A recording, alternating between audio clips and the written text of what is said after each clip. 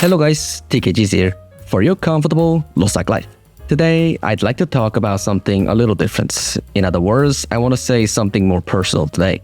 Lately, I've had a lot on my mind when it comes to games. That's because LostArk is a game I've played for a long time, but recently, due to various issues, and to be honest, the game's slow response to them, it is clear to see the game is quite not good.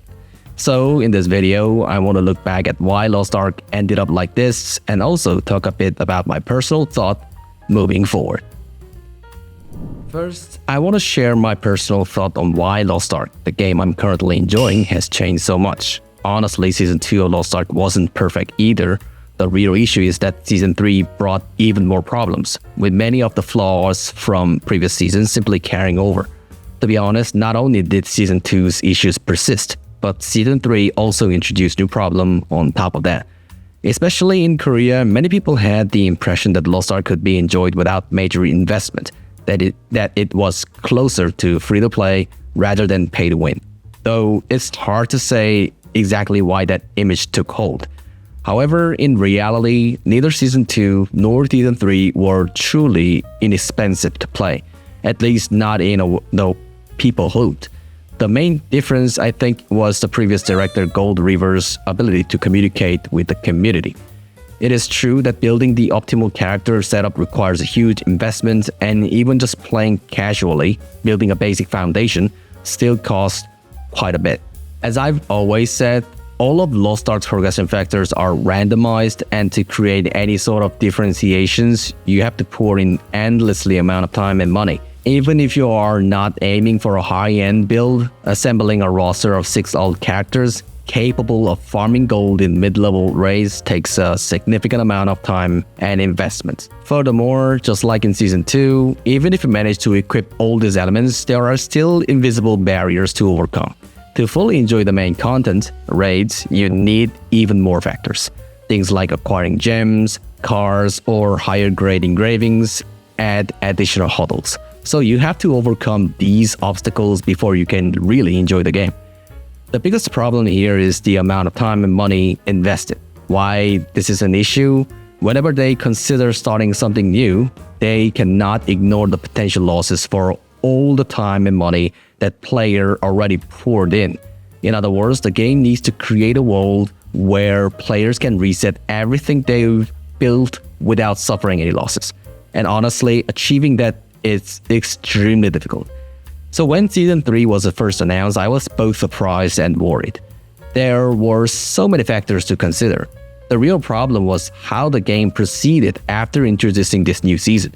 Maybe there were too many things to think about, or maybe it was just a hassle.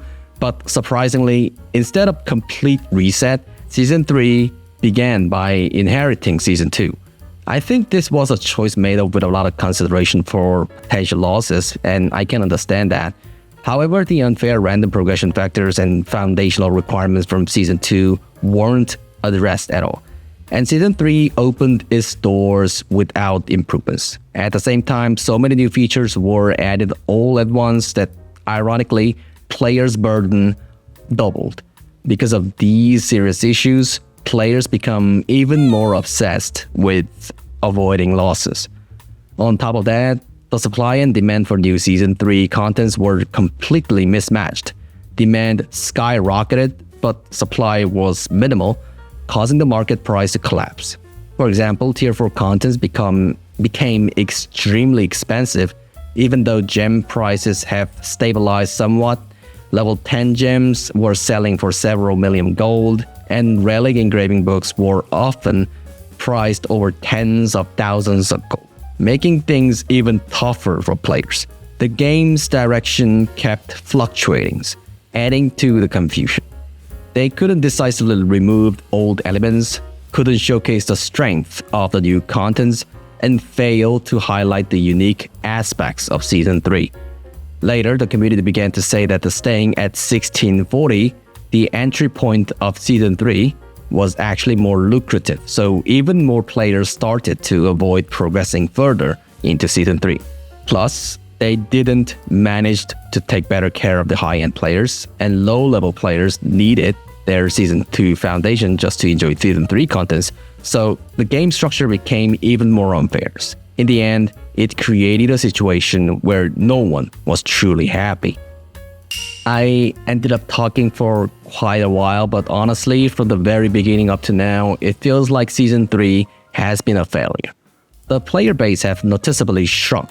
To be honest, I don't think we can expect a lot of new or returning players to join anymore. If you look at the recent policies and the direction of the game, it seems like they are only now implementing the measures they should have taken when transitioning from Season 2 to Season 3, which feels bittersweet.